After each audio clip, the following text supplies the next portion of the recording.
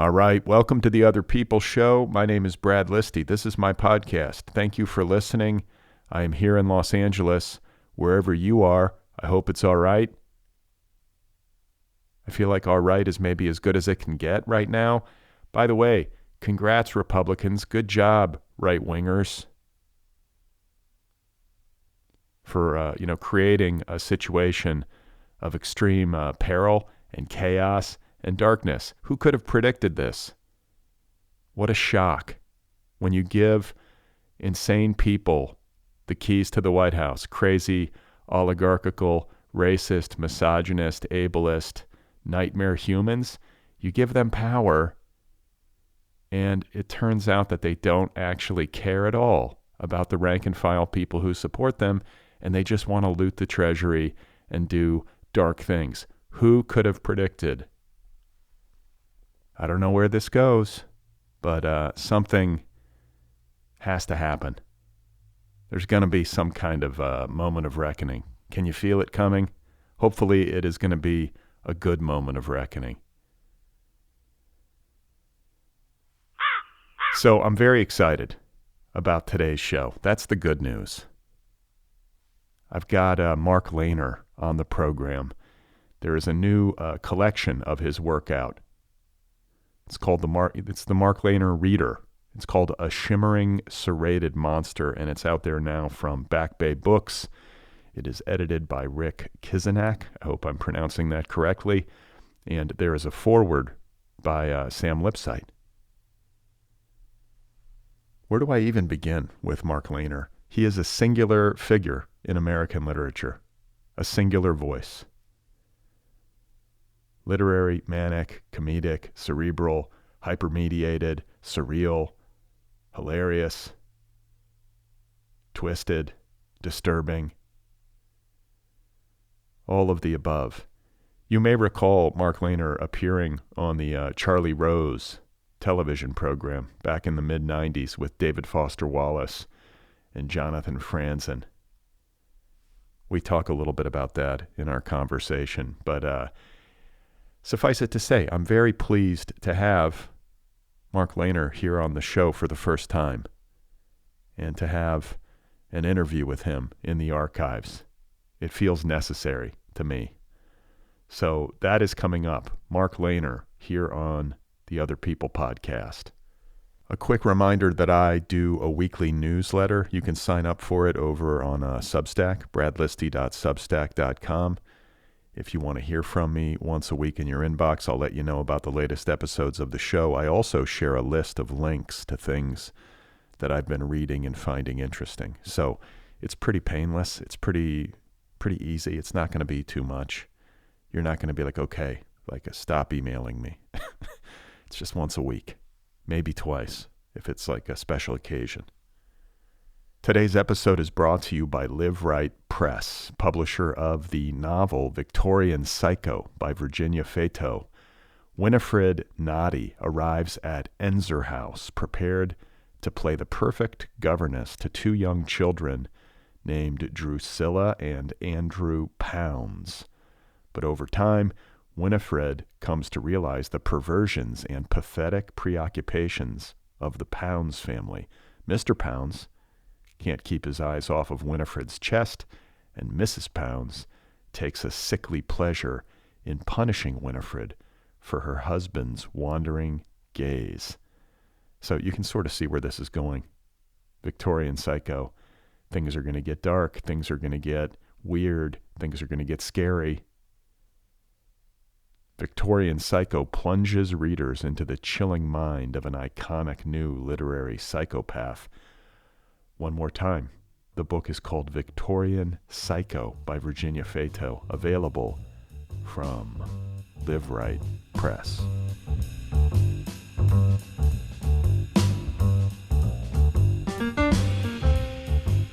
Okay, so my guest once again is Mark Leyner. He is the author of several books, novels, and story collections, including I Smell Esther Williams and Other Stories, My Cousin, My Gastroenterologist, A Two Babe, Tooth Imprints on a Corn Dog, The Tetherballs of Bougainville, The Sugar-Frosted Nutsack, Gone with the Mind, and Last Orgy of the Divine Hermit. His nonfiction includes the #1 New York Times bestseller, Why Do Men Have Nipples? And he co-wrote the movie War, Inc. I thought it would be nice to give you a sampling of Mark Leyner's work in his own voice. So I had him read an excerpt from this new Mark Leyner Reader, A Shimmering, Serrated Monster. It's available from Back Bay Books. And here is Mark Leyner reading from that collection. And what he is reading from is, I think, his most recent novel, Last Orgy of the Divine Hermit. This is Mark Leyner. On June 26, 2035, Kermunkachunk, the capital of Chalasia, was engulfed in chaos. The Chalasian Mafia faction, a fanatical offshoot of the Chalasian Children's Theater, had assumed control of the city center and was carrying out mass executions. Enemies, real and especially imagined, were dragged out of their office buildings and gutted in the street. So begins Last Orgy of the Divine Hermit, in which a father and his daughter in Chalasia, researching an ethnography of the unique criminal subculture of the Chalasian Mafia faction, spend a night at the bar Pulpo, Kermunkachunk's #1 spoken word karaoke bar, where seemingly extemporaneous conversations are, in actuality, being read from multiple karaoke screens arrayed around the bar room.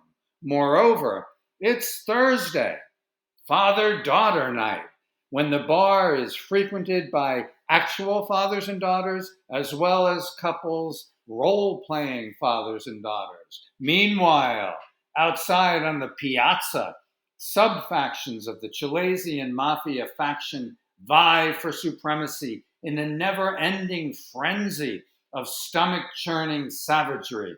Chalasian Mafia faction street soldiers commit acts of unimaginable sadism, reveling in carnage and the grotesque mutilation of their victims' corpses. But it's worth keeping in mind that these are kids who several years ago, frequently only several weeks ago, several days ago in some cases, were prancing around on stage in a Chalasian children's theater production of Clever Jack and the Magic Beanstalk. These are young people who've traded their exuberant devotion to musical theater for an irrepressible desire to kill and be killed out on the piazza. Histrionic narcissists to the core, Chalasian Mafia faction street soldiers pirouette as they die, like defecating dogs aligning themselves to the Earth's electromagnetic field.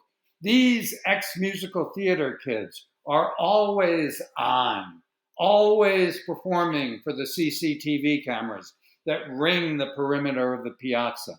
The Chalasian Mafia faction, we're told, is like a combination of the Gambino crime family and the Khmer Rouge, proclaiming itself to be against everything and everyone. It is necessarily, per its own ethos, riven by internecine conflict. Hence, this chaotic, blood-drenched phantasmagoria, this unspeakable orgy of violence that ensues without respite, day in and day out, on the piazza, outside the bar Pulpo, Kermunkachunk's #1 spoken word karaoke bar.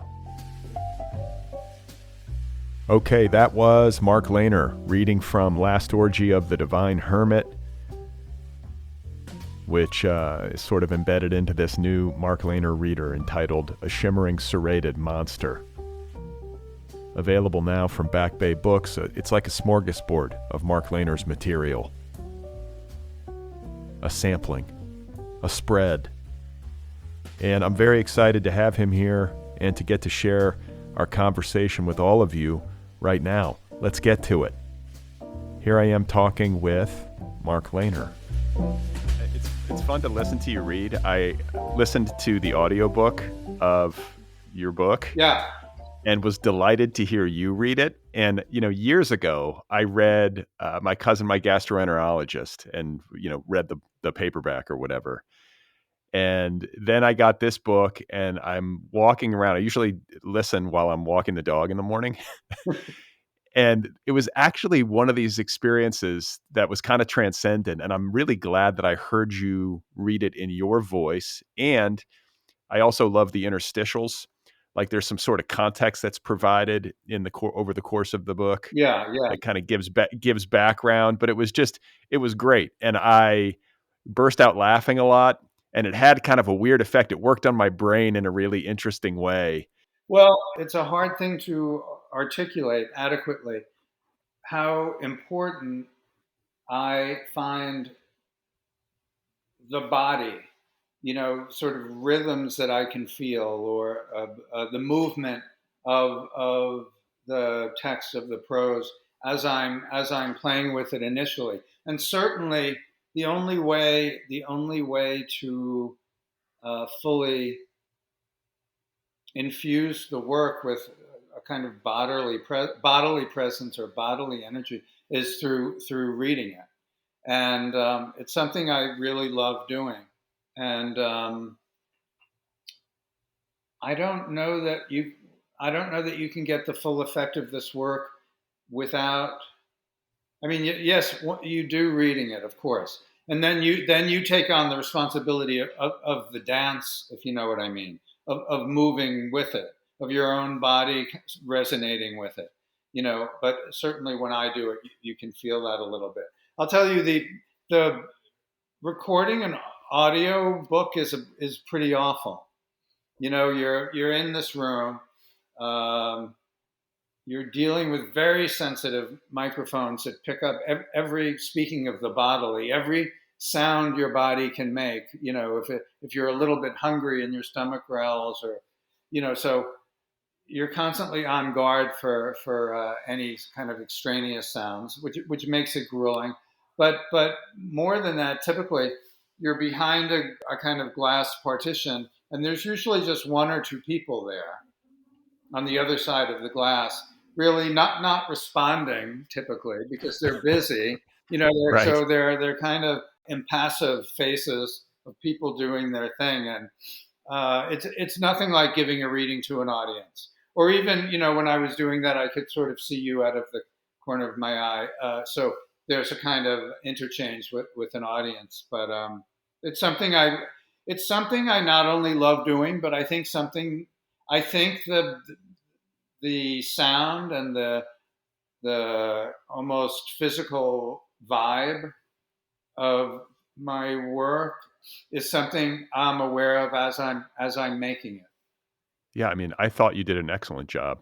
And I think there's something inherently performative about any writer reading his or her work, but I feel like for you and for the kind of work that you do, maybe especially Yeah, I so. was going to say I do. I think it is especially, and I'm not even. I don't think that's something that I set out to do. That necessarily.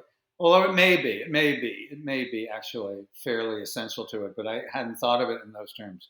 But I definitely, and you talk to a lot of writers, but I'm one of these people who gets up a lot and walks around, and it all, it all feel. I think if I can make guesses at what's appealing about what I do or what's unique about what I do, I think it is the kinetic qualities, you know, of the sentences, of the phrases, of the sentences. And I think that's something that's really felt. I mean, I think it's felt by me in the making of it and felt by the reader in the reception of it. Well, I think the word that occurred to me as I was reading was compression, or like hyper compression. Like we think of writers in the really kind of old school traditional sense, like Hemingway or Raymond Carver, and this kind of stripped down prose. I feel like whatever you're doing is like in another dimension when it comes to the velocity of what's coming at the reader, and yet somehow you manage to make it cohere. I felt like a real there's that speed, maybe especially so listening to the audio, uh, but it's thrilling. And Oh, thank you, thank you. is that something that you uh, are you've got to be aware of it and are pursuing that? Oh, without a doubt, without a doubt. And don't let me forget the idea of compression and subtraction, because it's really key. Well, I think one could come to this work and say there's a kind of maximalism to it, because in the course of 3 or 4 sentences, a whole sort of almost universal panoply of things might be mentioned. Of kind of really radical miscellany of illusions and scenes and universes can be packed into a couple of sentences. So maximalist in that way, that there seems to be a maximal amount, a sort of maximal miscellany, if such a thing is possible. But that's only achievable through the elimination of, if this makes any sense, of anything that's not maximally miscellaneous. So it involves it involves really a kind of ruthless surgical removal of anything interstitial, anything, of all the usual things that people are used to in fiction, that eases you from one scene to another, or that sets up context or sets scenes. I try to eliminate, so all you have left with are the kind of essential moving elements, which I think imparts an enormous momentum. I really try to purge the work of all that's transitional, you know, which is a lot. Which is, when you read another kind of book, you realize how much, especially of novels, how much time is spent on transitioning, readers. I mean, which is all fine and good. I don't have, you know, any uh, sort of ideological hostility towards it, but it's not what I want to do. Because, and you use this word that I really appreciated, and I was saying this to someone the other night. I was actually having drinks with my editor at Little Brown, um, a woman by the name of Morgan Wu, and I was talking about how intent I am in providing thrills to the reader, and that's always been a thing. I mean, since I was like 15 or 16, and I kind of first came upon a way of doing this that I felt I hadn't encountered, out there. And it was, if you had asked me then, I would have said it's about thrills, like kind of packing in the most thrills per sentence possible, you know. So, and I think it's still a really key impulse of mine. It's really still the imperative I work according to. So you said that you were sort of happening upon this method that you have, which feels very, I mean, every writer is a special snowflake, but you seem extra special. Like there's only one Mark Leyner. Like no one's doing this but you, really. Brad, also that's always been really important to me, and it's not to a lot of writers. It's not something that occurs to, I think, most most people. That I have to be sui generis. I have to be like the only one doing anything remotely like this. I think people write things. They write about their own experiences, their own interior experiences, views they have, interpretation and analysis and theorizing about the world, and all kinds of things. And being the only one doing what they do, it doesn't factor into why they do what they do. But it's really important for me. Why that is, I don't know. I mean, that seems like almost a psychiatric question. you know, really. I don't know why I feel so strongly about that, but yes, I always have.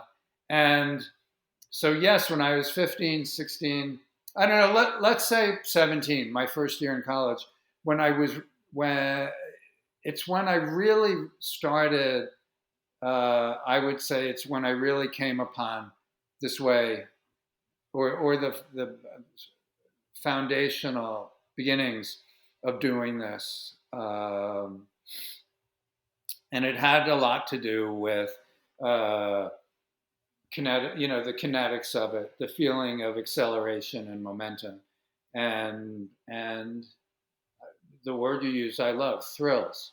And I thought to myself back then, years and years and years and decades ago, would it be possible for lines of prose to be as packed, as dense with excitement, as dense with thrills? Again, I love this word today.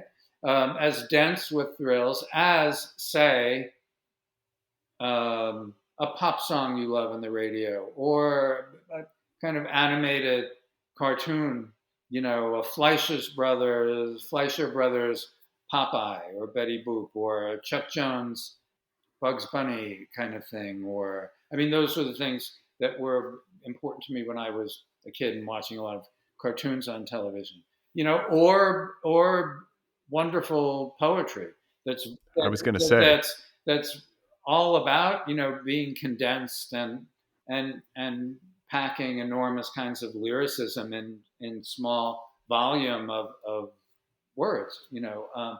So all those things came into play. Could one do that in prose?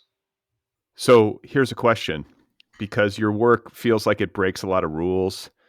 It does so much that you just don't ordinarily see and gets away with it. And artists who do that often have, like, I'm thinking of the visual arts, for example. You'll have an artist, like, just to be really broad with it, like there's Picasso. He's painting these cubist paintings that break all sorts of rules and go into the fourth dimension and all this different stuff. But classically trained could paint a beautiful portrait of either of us that would be in the realist mode, and can Right. do it all. I'm curious to know about your training as a writer and your background as a reader, like the foundation that you might have been working from when you set upon your course. Was it like traditional in the way that I was just describing, or was it different? It, the question reminds me so much of my things my dear departed father used to say to me, because he would say, "Look, what you need to do these." He abided by a kind of progress, I think, for artists that very much mirrored what you were saying. That an artist, and this could be a writer, a composer, jazz musician, painter, that you start out becoming a kind of virtuosic in conventional styles, and then you sort of go off, and that's the way. I don't know if he thought that was the way that one can do the work the best, or that's what people expected, or I don't know. So I read what I read as a kid, and I read what was assigned to me to read in school. I think that I was very much and I had a way of reading when I was a young boy that, as it turned out, I think is very consistent with the way I write as an old boy, which is that I would just grab, in those days, in the days when I was a little boy, having a set of encyclopedia was a thing. I don't think such a thing exists anymore. We had the World But Book when I yeah, was I growing up. had people either had Encyclopedia Britannica or World Book. I had World Book. And it was like, I don't know, 18, 20 volumes. There were a couple of volumes that were combined letters, because, like Q and R might have been one volume, but basically there's a volume per letter. And I would just grab a letter. This would be in the morning, waking up really early before anyone else was up, and just kind of randomly look at things in B or M, and kind of read that way, which is a way of reading that's so arbitrarily organized. The subject matter that you find if you're just looking around in the letter M, if you're going to make a sort of imaginary narrative, it's going to really be in your head. It's going to require a kind of real readerly acrobatics to link what you're finding randomly under the letter M, or B or something. So it is something, but later more traditional, and I took the English courses I had to take and whatnot. And the first, and I had a great love of English romantic poets like Keats and Shelley, Wordsworth, who I don't know would be considered romantic, perhaps. And then, as I got older, was interested in the beats, and people like Jack Kerouac, William Burroughs. So I started to develop my own more idiosyncratic taste. But it was fairly canonical, the canon of what people read, as if you were an English major, and same in college. And I was very entranced with the speed and texture of other, as I was saying before, of other art forms, and very interested in seeing whether that could be transposed somehow onto prose writing. As I said, very compressed, very fast, very intense. All adjectives that might describe a burst of pop music or a burst of animation, perhaps more than prose writing, or passages in certain kinds of poetry. To earn a living, at a certain point in my life, I did advertising writing, which obviously bears no relation to what this work is now. So I suppose in that sense, I was adept in more conventional ways. Could write advertising copy that didn't sound like what I just read for you. So to that degree, yeah. And and I've done journalism, and so it's not as if I'm kind of constitutionally unable to express myself in more conventional ways. Yeah, I guess I was just curious, like, did you start out like trying to like write like Kerouac or No, write like well, Hemingway, and then finally just go, you know what, I can't do this. I got to do it my no, way. no, and no, I never had any interest in doing that. I started out. One could say that I started out pretty much like this. This was the beginning point. Interesting. Yeah, and I got to this writing program, a graduate writing program at the University of Colorado in Boulder, and That's where I went to undergrad. you did? Yeah. No, Yeah. the Buffaloes, right? Go Go Buffaloes. Yeah. Buffaloes. Really, quite an unforgettable couple of years, because I had never been in any place that looked like that. I had basically not been out of New Jersey, the East Coast, so New York, New Jersey. So living at the foot of the Rockies was really quite amazing, quite wonderful. But I kind of arrived with my thing, kind of born intact in a way. That's And wild. it's not as if it hasn't changed. I think there's been a pretty major change along the way, which we can talk about, which has to do with the enormous change in the culture, and a kind of change in emotional focus for me. So wait, what does that mean? A change in the culture and a change in emotional focus? Let's get right to it. Let's say we're talking about books of mine that were written in the 90s, all right? And people's reaction to it would be, after, oh, this, I've never read anything like this before, or this is so funny, or this is so crazy, or what drug are you on, or, the sort of usual initial sorts of things. The corollary to that would usually be, how do you know all these things? You know, how do you know all these different things? There's such a kind of inexplicable diversity to allusions and references that you make.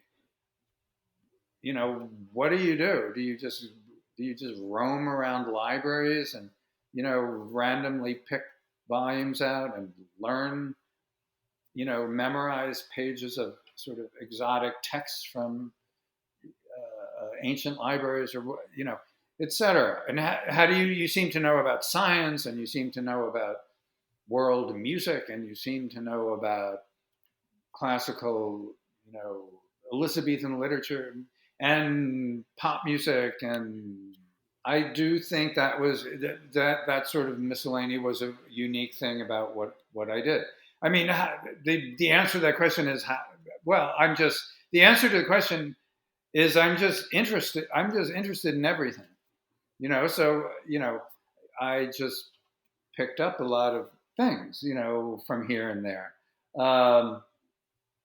which I think one will. If you have a wide ranging interest, you'll know little bits and pieces of a lot of stuff, and maybe a lot about nothing and a little bit about everything, that sort of thing. But it would the fact that I manifested that in this work, that in the course of a couple of sentences, there'd be language and jargon and rhetoric used from such diverse parts of the culture, I think what was unique. Now, here's the change in the culture. With the internet, it became much easier for people to do that, to be that way, to have access, literally at their fingertips, to all sorts of different things. And I started feeling at a certain point that in and of itself, to, as people would say about me, to sort of have my antenna on the zeitgeist, and know sort of everything everywhere, that started to seem, first of all, impossible to me, because the culture became so the culture came to seem much more fragmented, and so it seemed almost impossible to achieve this sense of knowing a little bit about everything, because it became so balkanized, and whereas before, people would, growing up, I grew up with, I don't know, 3 networks and a couple of local stations, right? So chances are that everyone was watching the same thing the night before, so that what they call water cooler conversation was possible. People could gather, this is this old image of gathering at a water cooler in an office, and you'd talk about, whatever, the game last night, or, whatever happened on All in the Family or some old television show. Same with movies. How many movies were out there that people were watching, at a given time? I don't know, half a dozen, and now, we're living in a place where there are thousands of things that are streaming, and, all, it's just not, there's not the sense of a kind of collective consciousness now. So that the feeling that, there's a writer and he's playing with everything, all corners of the world that we know, didn't seem possible to me anymore. Or conversely, it seemed too possible. It seemed like one could go online and approximate the sorts of things that I was doing simply out of a kind of wild curiosity. Like I had a kind of organically wild curiosity, but that could be recapitulated by anyone sitting at a laptop.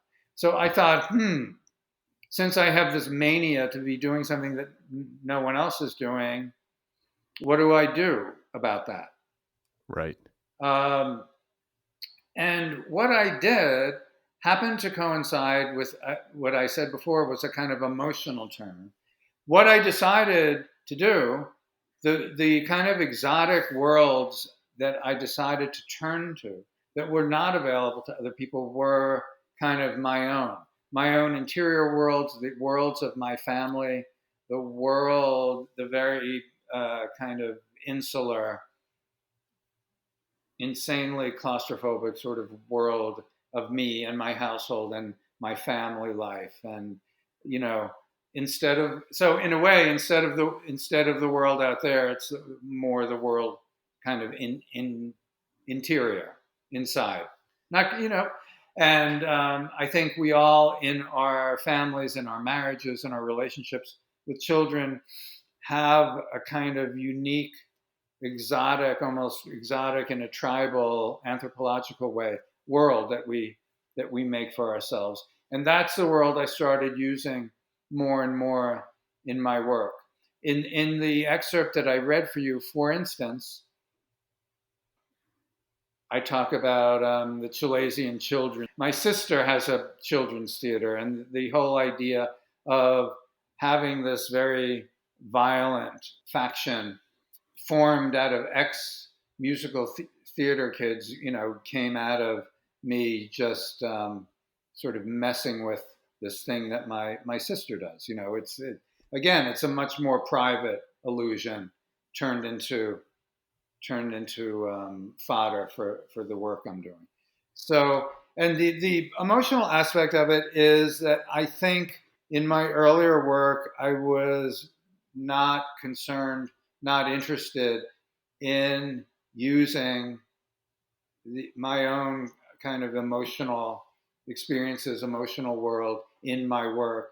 And I do that much more now, and I've written, the book that I read from is a book that's very much about. I mean, the word about for my work is a tricky one, but to the extent that one can say it's about something singular, it would be about my relationship with my daughter. So again, that's a kind of, or those feelings at least run or are interwoven throughout that book, Last Orgy of the Divine Hermit. Which is not, and again, that's not something I would have done years and years and years ago. So there was a turn, a kind of inward turn that became necessary for me as a way of accessing material that was exotic, that was not available to other people, because it's something that's important to me, again, with this whole mania for uniqueness. And I think just a function of me getting older and being more comfortable with, I think something that happens to all of us, I don't know if you would say this about yourself, but you get older and you're less self-conscious. I think this is a great thing about getting older. One becomes less self-conscious and less fearful, about saying, oh, this thing is growing out of my armpit or something, this tendril with leaves or something. And you show it to someone and the other person says, I've got that too, and, a weight is taken off. You just become more kind of in comfortable and intrigued with just being sort of nakedly human. Whereas when you're younger, you're much more self-conscious and wary about, sort of exposing yourself. So I think both those things created a big change in direction. Although fundamentally, the sorts of things we were talking about at the beginning are the same. The desire to give, and I've always felt this is, not to pat myself on the back, but I think there's a spirit of generosity in what I do, of wanting to give the reader the kind of most bang for the buck. Well, it's funny to hear you talk about all of this because when we were discussing earlier your kind of aesthetic and artistic foundation and your reading habits as a teenager and the World Book Encyclopedia, as I was imagining you like plucking one of the editions of the World Book off of a shelf and just kind of flipping at random to some passage to read about whatever it is, Yeah, ancient Egypt or modernist art or whatever it would be. The thing that came to mind for me as you were talking was the internet and the way that you can yeah. move laterally No, at I mean, such really, speed. think about. I just flashed for some reason on. We're talking about reading about like bocce ball and then botulism, and then the Boxer Rebellion, and that sounds like the internet, right? Like link, going off on the great tangential, adventure of links and links on links and links and links, and you Right, can't even right. remember how did I get here? Where did I start my day at this keyboard? You can't even remember like the origin. Yeah, I do think I invented as a boy some strange some strange like steampunk version of that. Yeah, it's like yeah, You exactly. It's like know? the same kind of psychological Yeah. experience that you have when you start to like get carried away online. Right. And I Exactly. think too, Exactly. I think too that, your writing brings to mind this idea of consecution and how like each line, I mean, this could What be was the said, I guess, word? What was the word you used? consecution. Consecution. And it was brought to me by a writer that I interviewed on the show who studied with Gordon Lish. But basically, the idea is that with consecution, you write a line of fiction, and then you look at it and you find what is it, what image is it giving you, what is it, what is it telling you, and then you build the next line from it. You know what I'm saying? Each line really does inspire the next, and you Oh kind of yeah, just yeah. that's how I feel. I've always thought that another little micro process of mine is two sentences. So you have the sentence A, sentence B. They may seemingly have nothing to do with each other, or maybe they do. But sentence C is going to be a sentence about the relationship between the first two, you know? Right. And there really is, I think, in my work, another sort of dimension of kind of watching myself do what I'm doing. Like there's a me over the shoulder who also is, it's like watching a movie and the person next to you keeps whispering, commenting on what you're watching. There's also that always going on, I think in my work. There's a kind of, uh, I hate to use this word meta because it's a word used so much about what I do that it means almost nothing at a certain point. But there is a kind of meta commentary, worked in. There are always kind of multiple vantage points that are there simultaneously. Yeah, it's fun reading the work, and as you get into the music of it, and you start like as a reader, when you start to kind of learn how Mark Leyner works on the page, you maybe learn to trust it. I kind of felt myself going, okay, this is gonna like there's gonna be something. Like I don't know where he's But going, but I'm gonna find out. Brad, you're a great reader. You're my perfect reader because I've again, and I've thought about this my whole life doing this and what is the effect of it, because that's very important to me. I'm really kind of working as a there's a real mad scientist element to this, and I'm working on this concoction, and I'm very interested in what its effect will be. It's like making some sort of potion, and it's all about what will a potion do to the person who's going to drink it.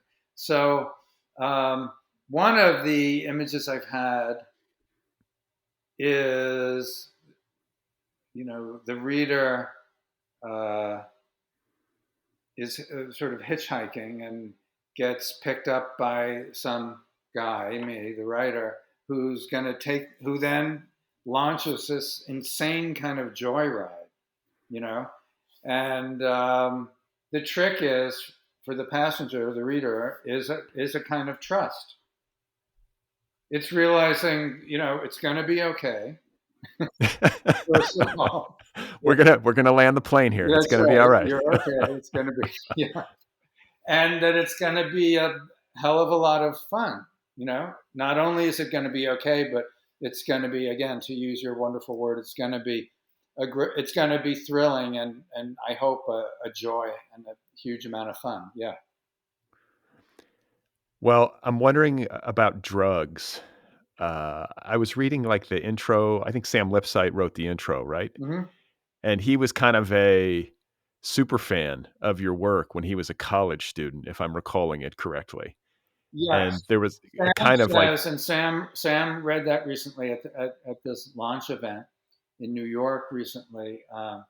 Sam was part of a little, well, I don't know how little or big it was, but a kind of Leyner cult at Brown University.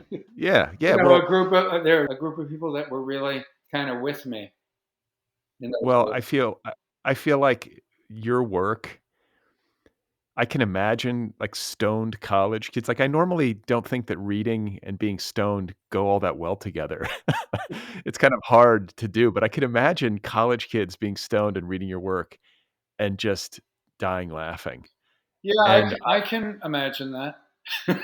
yeah, so I'm wondering, as a Mhm. writer and just as a human being, like, there's something kinda psychedelic almost about your work.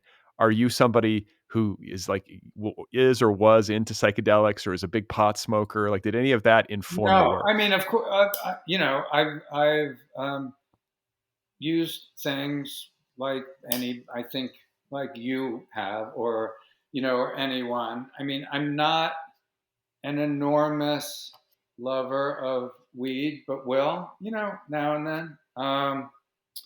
Uh, LSD I used, you know, several times when in the old days.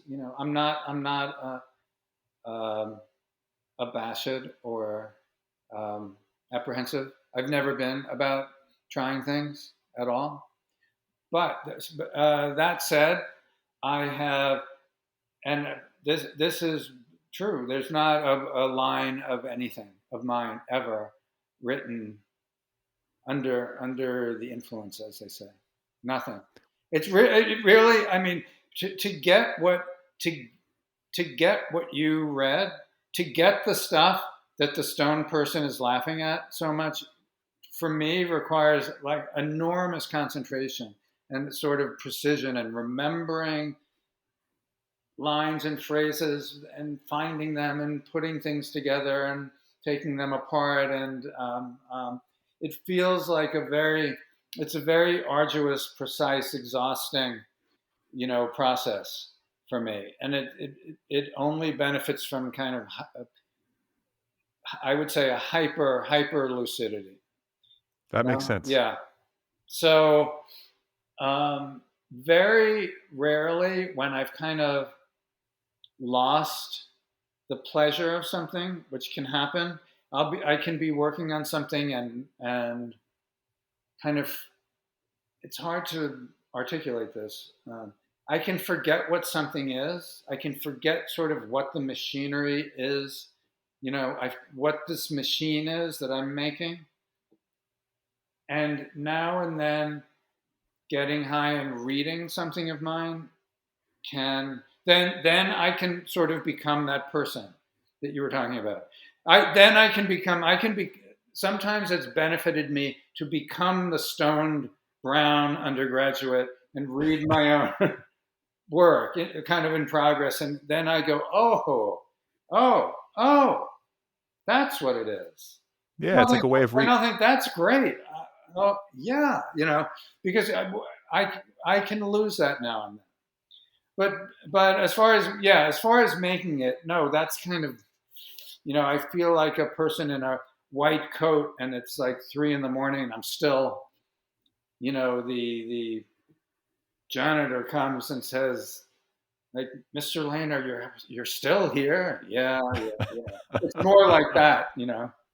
Yeah, yeah. No, that makes sense. I think like I've heard writers say like drafting, they've got to be stone sober, but maybe on the edit, they might like eat a gummy or take a hit of weed just Yeah, because it helps to I mean, helps to yeah, recontextualize it. it helps retextualize it. It helps You know, I've said now and then I say things, and later I will think that was pretty smart of you.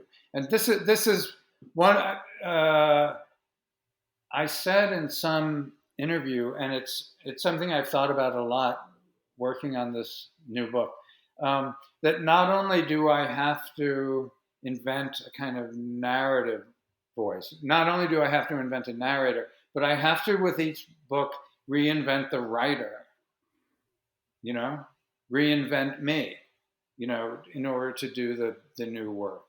Um, and I think sometimes if you're again if I've reached that weird impasse where uh, I've I've I'm not able to identify this sort of creature I've made. I'm not able to identify the machine. I think it's necessary to recontextualize me in order to remind in order to restore my notion of what it is I've made. You know. So I'm pulling from my memory, which is always suspect, but I recall reading an interview with you, a print interview years ago, where you were talking about your process and you were sort of extolling the virtues of what I think most writers would consider to be distractions. Yeah. Like you were like, I think you were saying like, I like to write with the TV on and the radio on.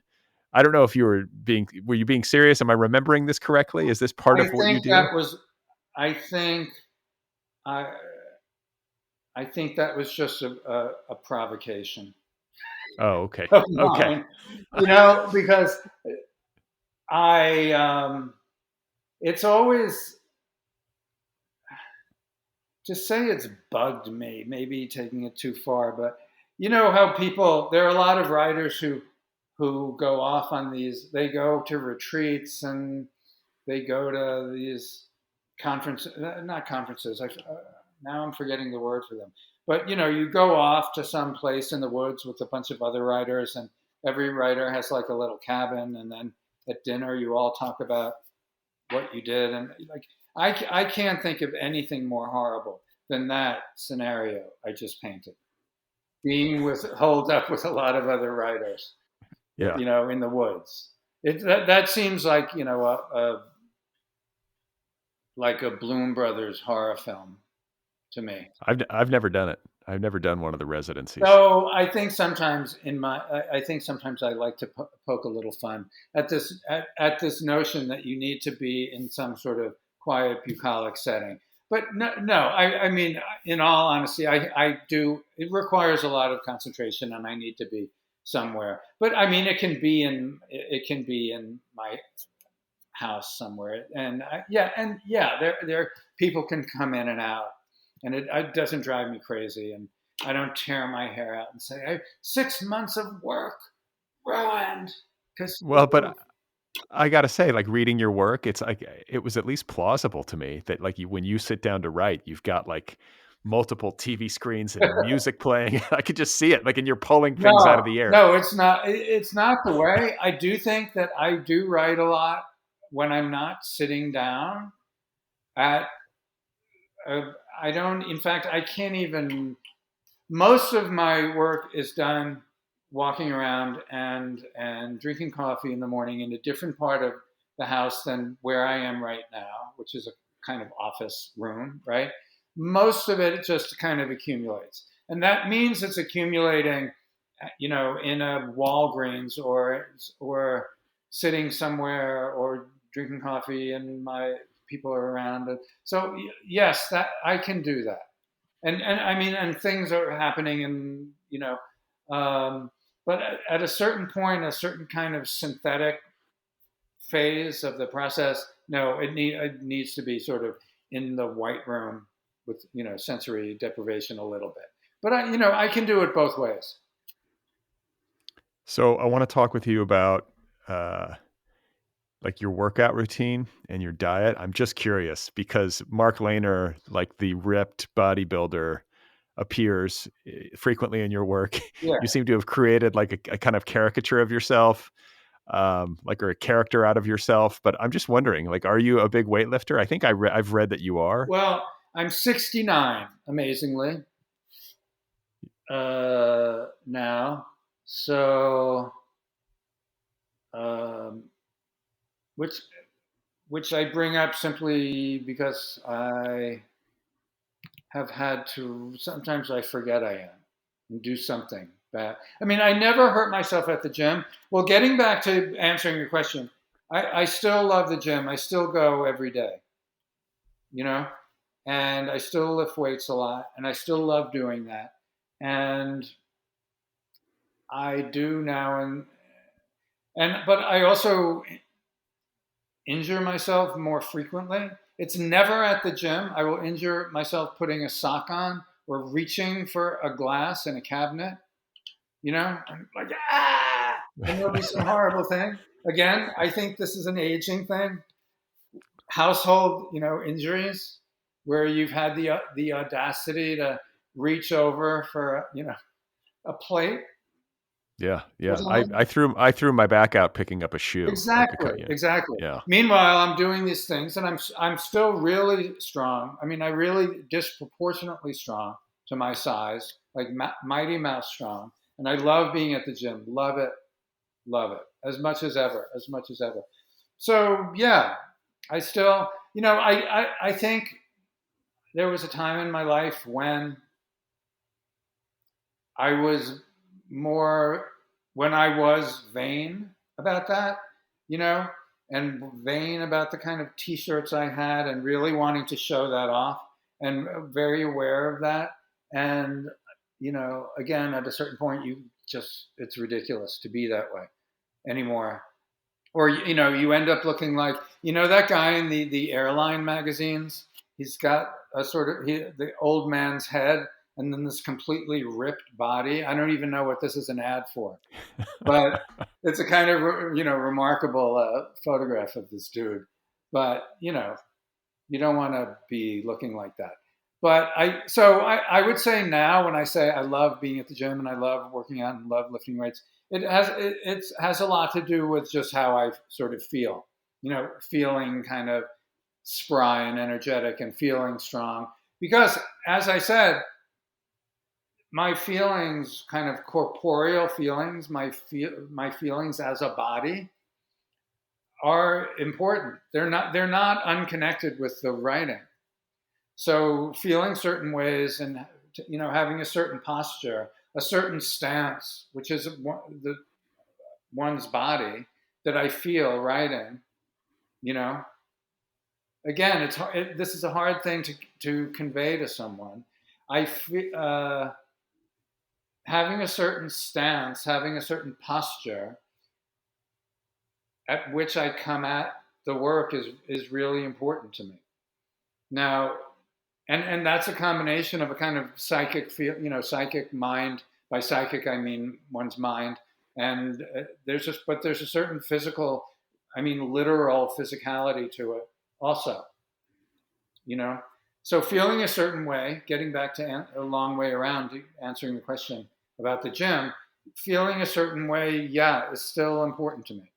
Not in vain ways like, might have been at some point in my life. But I'm the same way. I think it's common sense. Like if you're going to do creative work, I sort of marvel at people who take like terrible care of their physical body and yet are able to produce like really interesting, vital art. Like I don't think I could. Well, because do anything. You're a great chooser of apt words. To do work, because I want these lines. This is my hope. So I'm not embarrassed saying. This is aspirational, but I want these sizzlingly vital lines, right? For you, the reader. So I have to feel to some degree, to sizzlingly vital in body and spirit, right? Yeah. Makes sense. Makes sense. Like, so, okay, so you say spirit. I mean, I know that at the gym, like I hike, I lift weights. It's like, I always say, it's like I'm not on mood altering drugs, or I don't need like that's my mental Yeah, health, regimen, and it keeps me yeah. on the level. Where are you spiritually? I'm curious. Um, my devotion to, now let me put it another way. Well, devotion's not a bad word, but my immersion in this work is total. It's total. I'm never not thinking about it, and I do. So it feels to me like a kind of practice, I'm using the word now in the way people use that word spiritually. I think that my immersion in this work affords me a kind of intimacy or intimacies with the world that I wouldn't have otherwise. So I think of that. I mean, this will perhaps make people throw up to hear me say, but the work feels spiritual to me, at least as my own practice. I don't know that it feels that way. Will feel that way to anyone reading it. It might that might be the furthest adjective they could think of to describe what I do, but it feels that way to me. And I do things every day that involve just breathing and being quiet. I'm avoiding the word meditation, just Why? no good Just reason. No good reason. because I'm listen. I've talked Because about yeah, I'm a I meditator, and I've mean, not talked about it on this so. show ad nauseum over the Not years. only am I a meditator, and that's like fairly recent, maybe past 5, 6, 7 years, but I also do these things. I mean, a lot of this I've invented. It's not part of any practice I've ever heard of, but I do these things on one foot for quite a while, breathing, and then I'll do it on the other foot. And this is just from watching, from seeing, Indian sadhus who've lived on one foot for like 40 years. And I thought, boy, that's extraordinary to commit Yeah. yourself to just one leg. Yeah. Well, I mean, And, whatever works. you know, Whatever works. You're a guy, Mark, who seems to be like you come up with systems, like personal systems for how you do it. I guess we all kind of do some version of it, but you seem no, the particularly more I do this, the more ritualistic it gets. But again, it's to me, it feels it's sort of scientific. I mean, there's a lot of coffee in a certain way in the morning before any food is taken. There are certain things I read in a certain kind of sequence. You know, um, it's really a kind of sequence of steps, before that enable me to feel again sort of maximally effective, maximally there when I'm doing this. you write every day. Yeah, yeah. But again, it's not like at a certain point I come down and sit here in front of the keyboard and then I start. But by the time I get to this room, there's already a lot that's been written. Just drinking coffee, you know, and reading something and then putting that aside and writing stuff. There's stuff that I will have written in the middle of the night because I've learned to, as you said, you're talking about systems, to sort of systematize my insomnia so that it's yielding something, you know? So I figured out ways of instrumentalizing everything, everything in my life, including, things that are quasi pathological, like insomnia. Last night, I became convinced that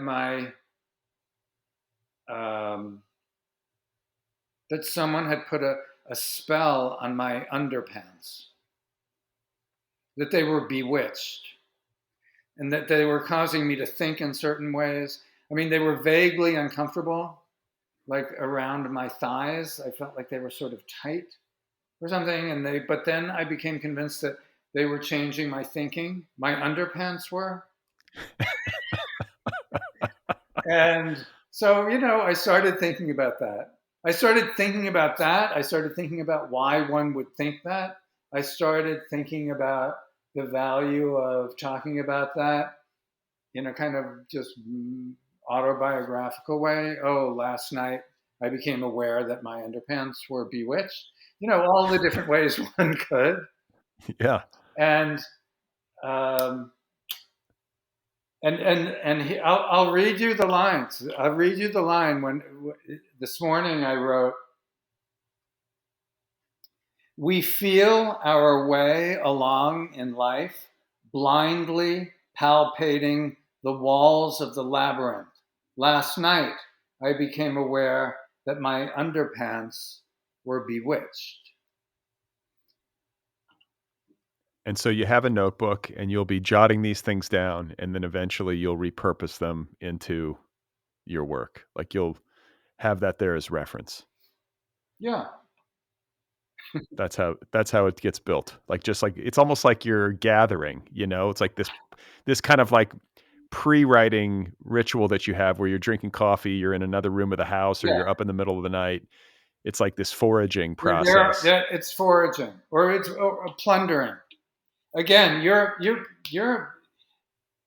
the best. You're really key. You're really attuned to how I do things. I mean, I have these pads. This was a great innovation. I don't know when I started doing this because I don't like line. Oh, and I write everything out, by the way. I don't really. By hand. Yes, by hand. Because again, the physicality, the embodied aspect of that is important to me. And so I have, this is just regular kind of print paper, typing paper, whatever, in these crazy, the kind of things that, abusive gym teachers walk The around with, clipboard. right? The clipboard. Clipboards, I use those. And then I want to show you something. I want to show you this ridiculous pile. You see this pile? Yeah. Wait.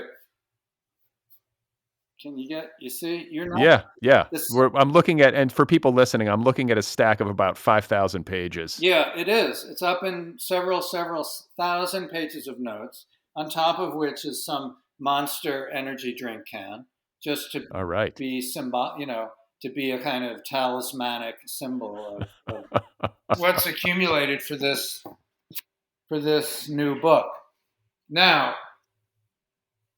what happens when I begin, and I don't ever go back in there, for years. I'm working on this book, and I have very mutable, evolving ideas of what the book will be. That changed radically about 2 months ago.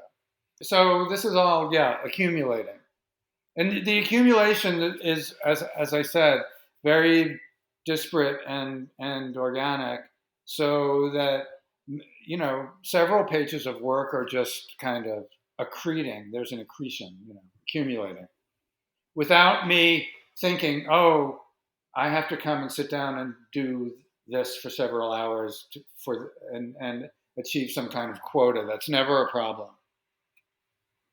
You're just generating. Yeah. And I think maybe by I mean, it can like be lines like this. I mean, I don't know how that will be used.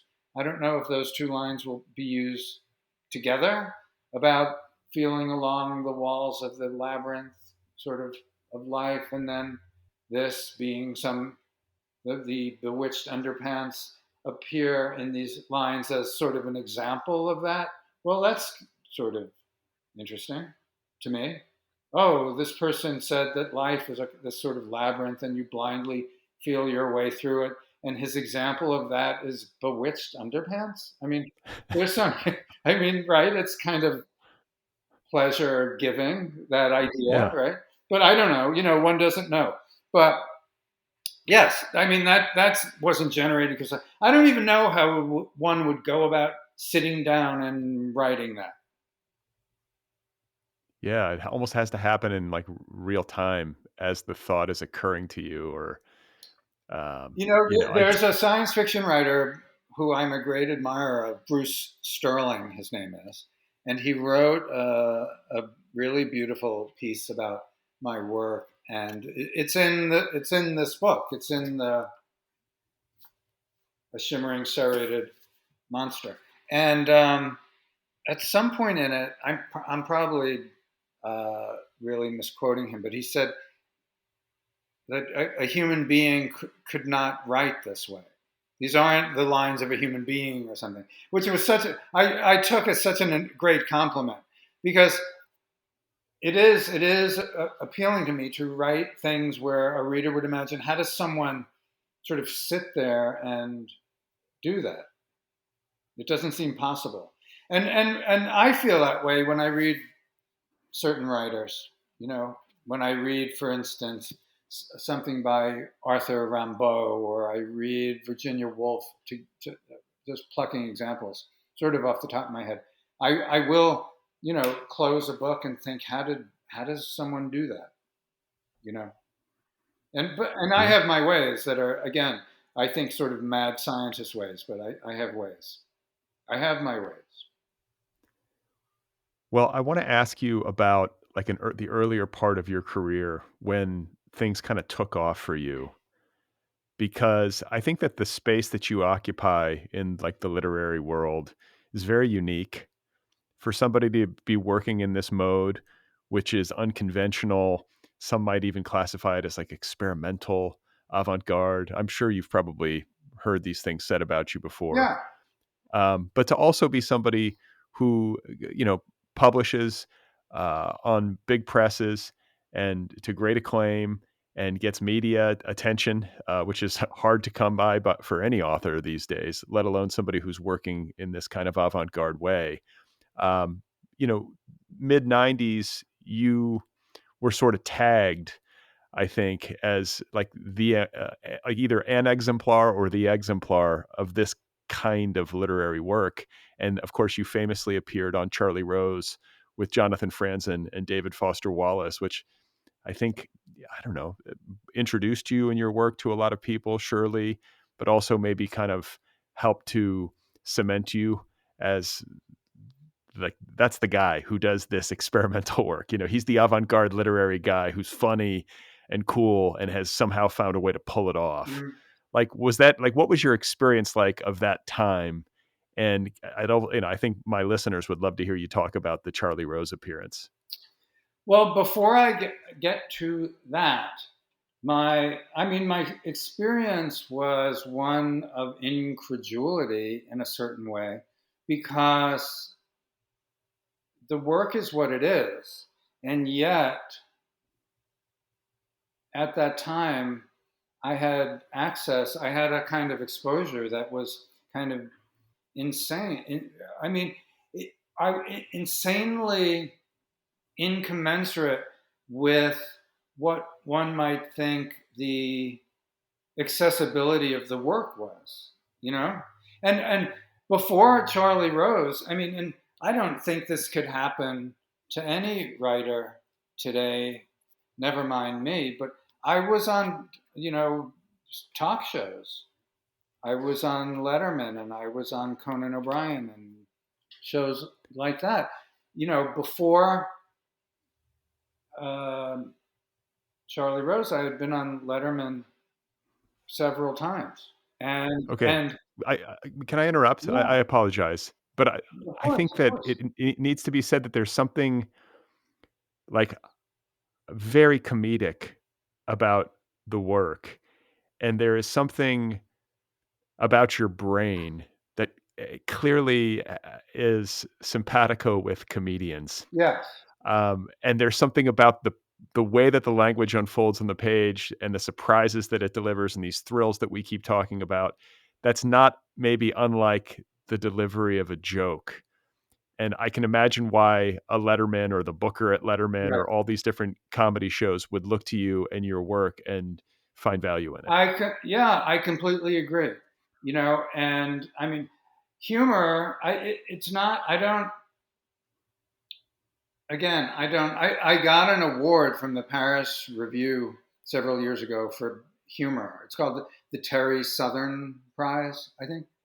which Right, is right. really a great honor. And was a great admirer of Terry Southern's. And but I said in my remarks on accepting the award at this big gala sort of thing that I don't sit and intend to write comedy. I mean, the comedy is kind of a byproduct of putting things together that one doesn't normally see together. I mean, for instance, you laughed before about the idea that bewitched underpants could be the result of feeling one's way blindly through the labyrinth of life. Now, part of the humor of that, if one were to analyze it, would be feeling one's way blindly through the labyrinth of life there's a sort of a somewhat conventional kind of lyricism to that. The punchline being, oh, the example of which is that last night my underpants became bewitched.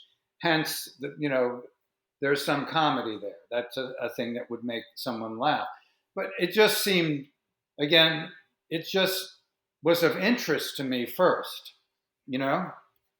how those two kinds of halves of a sentence work together. Not necessarily that they were funny. So a lot of the humor is a kind of byproduct. Not that I mind it at all, and it's certainly something that exists in a great profusion in my work. So the answer is, yeah, one could read this stuff and think, oh, there's something about this that's akin to stand up. Again, and there is, especially in a formal sense. I mean, stand-up comedy. Remember earlier we were talking about purging the work of conventional narrative transitions. I mean, that's a description of a stand-up routine. Everything is purged, but the jokes, right? And I was always really fascinated with the formal structure of stand-up routines, because I realized at a certain point that there are attempts made by stand-up comedians to link their routine into a kind of seamless narrative, but it's very arbitrary. It's these little phrases. In fact, there's a name for them. I looked this up once, but I don't remember what the name is in kind of the stand-up world of the phrases that different stand-up comedians use to link their jokes. And they can be as simple as saying, I don't know, or, crazy world, isn't it? Like my mother-in-law came over, and Yeah. when you say, I don't know, the world's gone nuts, hasn't it? You can say anything after that, but it kind of seems like, oh, okay, there's a narrative, there's a thematic thread to all of this. We live in a crazy world, and I'm going to give you now some examples of what's so crazy about it, which are simply the best jokes from your routine, really, right? Yeah. So there is, in terms of a formal structural way, links. Now, when my books first started coming out, I just happened to have the enormously great luck of a remarkable kind of team of publicists. This was at Harmony Books, which was part of Crown, which was part of Random House, but there was just this really cool bunch of people, kind of legendary bunch of people, and somehow that they got me on Letterman, and that was the beginning of appearing on these shows. And I think I'm also a good guest. I mean, I can be a funny person, like to have dinner with or have drinks with. Even funnier to have drinks with. So I ended up being a good, dependable guest. I was close by, where these shows were filmed. So I think I became like a good stand. If someone canceled or something, they could call and I'd come on. And I always had a book to hawk or something that was published in a magazine or something. There's always a good reason to be on. So I think it was a combination of things. But Conan O'Brien once said, why don't you just come on and read something? Like, you'll come on, we'll talk, and then you'll go up to a lectern and do a reading. And I mean, Conan thought that would be funny because that's so un-talk show like, I do remember thinking as I was doing this, like, how did this happen? How did it happen that I'm reading this stuff? You know, this sort of vaguely psychotic stuff on a big time, late night television show. How did this happen? And I didn't. On the one hand, I'm proud of the work I've done, and I think the work kind of deserves that. But just personally, as a human being, I mean, it really it remains it endures in my life as a somewhat shocking thing that happened. So to go on. No, I want to say, because I have a theory listening to you and thinking about this, but I think that as we were talking about, the comedians or people with comedic minds are recognizing themselves in your work. And there's something similar to like the psychological or emotional or spiritual experience of hearing a good joke that, I can see the resonances Yeah, between that and between your book. But I don't think that work that is avant-garde, experimental like yours is, uh, can find like a home at a big five publisher and an enthusiastic group of publicists and an enthusiastic readership and support from these kinds of shows if you're not fully committed to the bit. And like I think that's part of the appeal to people when they read your work is that you're all in. Like you're almost never like the self-consciousness has been kind of wrung out of it. Like you're into it, you're fully committed. There's a fearlessness uh, in you creatively. You're willing to pursue what makes you happy creatively, and you're following your whims in a way that a lot of writers don't because they're too worried about maybe what people are going to think of right. them. Well, And then there's also joy that exudes from your work. Like I can feel you having fun. when this book came out, the New York Times Book Review did an interview with me. There's a page they do called "Buy the Book," and there's a sort of a drawing of me. The drawing of me reminded me a little of those sketches they do, the police, when they have the sketch artist, Yeah. or somewhere between that and a manga character. But anyway, I said in the interview something similar. I said that it's never given me more joy to do this than now, and I do think that's conveyed. I think that's available in the work. Before I let you go, I gotta hear about Charlie Ah, Rose. ah. So I just want to know like your impressions of the experience, your impressions of I David talked about Foster this Wallace, and in the a little bit in this Times interview recently. Well, I get there, and David Wallace is there. I knew him a bit. I would see him. We were both close to. We had the same editor, Michael Peach, for a long time, and we'd see each other over there sometimes at parties, barbecues, etc. And Jonathan Franzen, I think that might have been the first time I met him.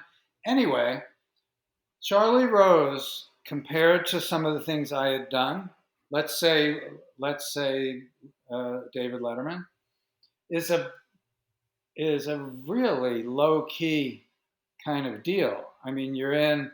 It's a very small room you're in with Charlie Rose.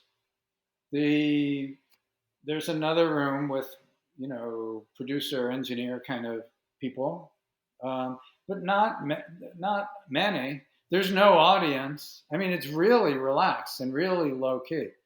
And Jonathan and David Wallace were really freaked out. Oh, I can say, I mean, they can disagree with me. Well, Jonathan could.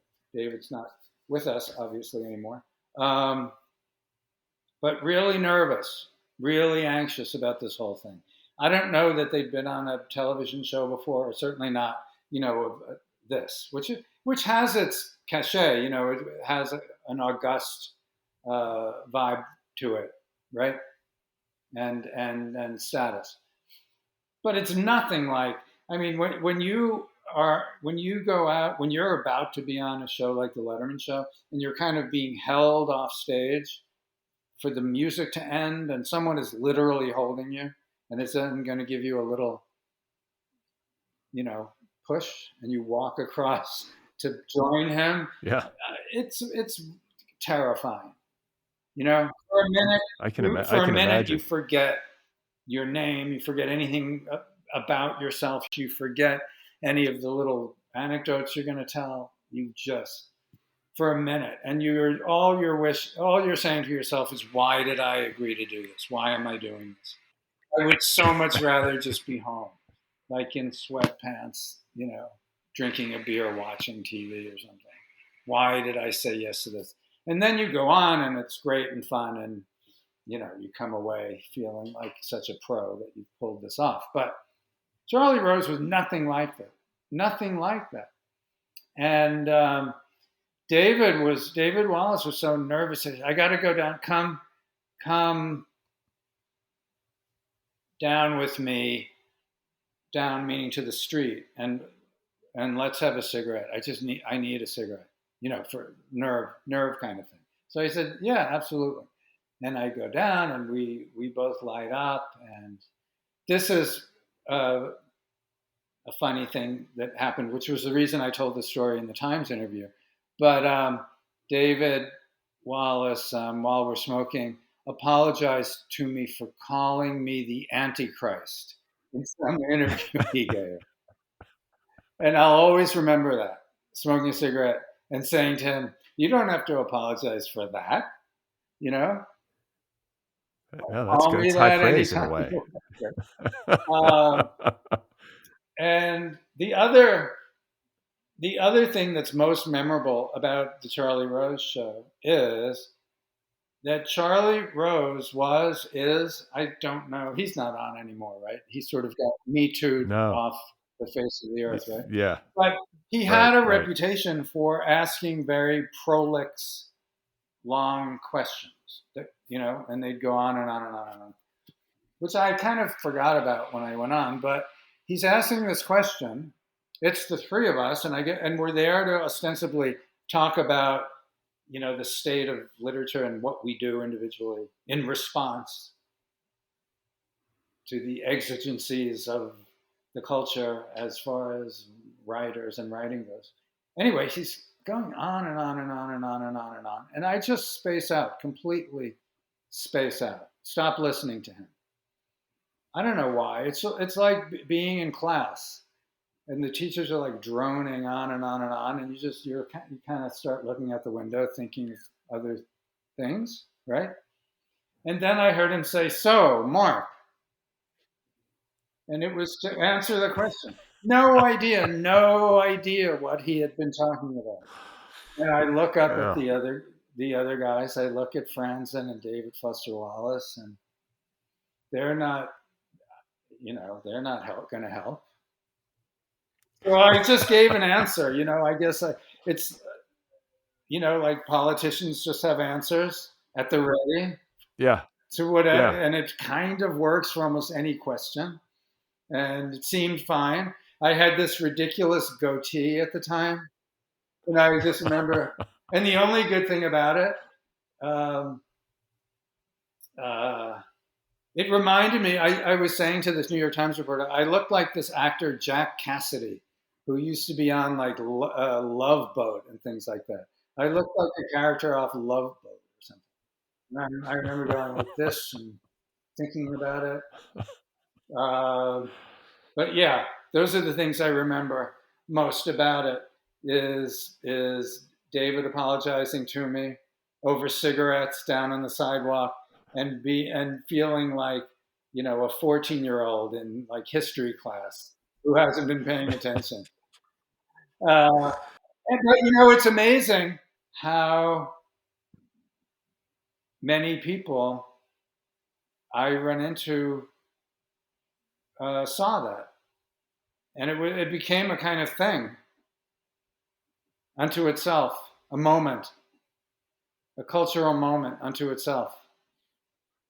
It did. No doubt. I mean, those are like, that's heavyweight writers sitting at a table together and being on TV, and that's not something that we see a lot in American No, culture. I was saying I don't think we're going to see that again. I mean, and it was yeah. In retrospect, it's amazing. I've never watched it again.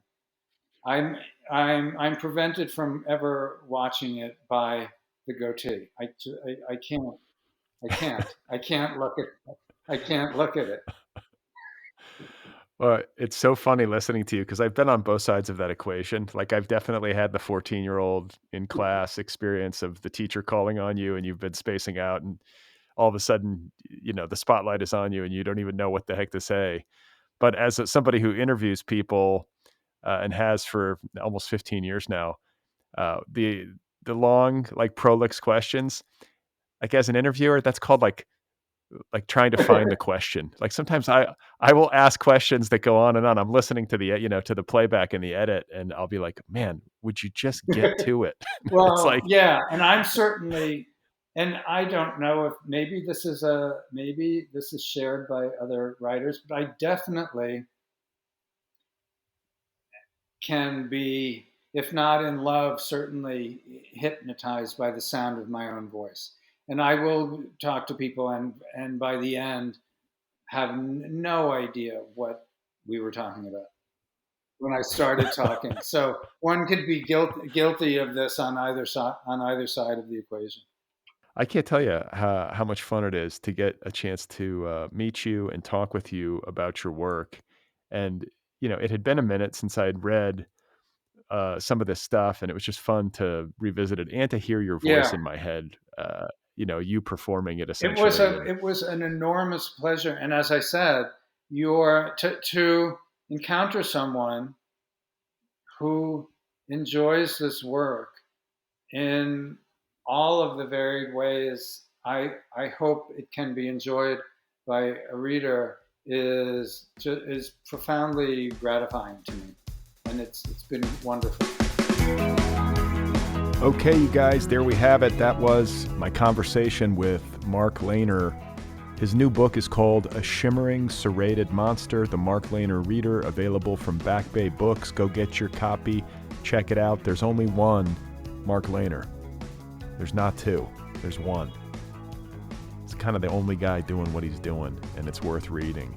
I don't think he has social media. I don't even think there's a website. I don't know how online he is. I couldn't find anything. I think I'm just going to believe that he doesn't, which I feel like that's admirable and super heroic. So read his books. Get off the internet and read his books. Don't forget to subscribe to the Otherppl podcast wherever you listen. You can also subscribe on YouTube. Follow me on Instagram and Bluesky. Check out some video clips from the show over on TikTok. Sign up for my newsletter over at Substack. And if you liked what you just heard, if you tune into this show on a regular basis and you want to give back a little and help me keep making this show, you can join the Otherppl Patreon support community. You can be one of those kind people. Just go to patreon.com/otherpplpod and throw a few bucks in the hat every month to help me stay caffeinated. Patreon.com/otherpplpod. I need caffeine to keep making a podcast. I need amphetamines. Help me. If you want to do me a quick favor, please give this show a rating wherever you listen. Apple Podcasts, Spotify, what have you. Wherever you listen, if there's a way to rate it and review it, take 2 minutes and do that. It helps the show find new listeners. It improves like the algorithmic situation for the podcast, makes it easier for it to be recommended. You know how that works.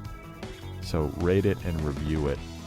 I would appreciate it. If you want to get an Otherppl t-shirt or an Otherppl sweatshirt, you can do that by going to the show's official website, otherppl.com. You can also sign up for the Otherppl book club over at otherppl.com. That's a good thing to do. And if you want to read my latest book, it's a novel called Be Brief and Tell Them Everything.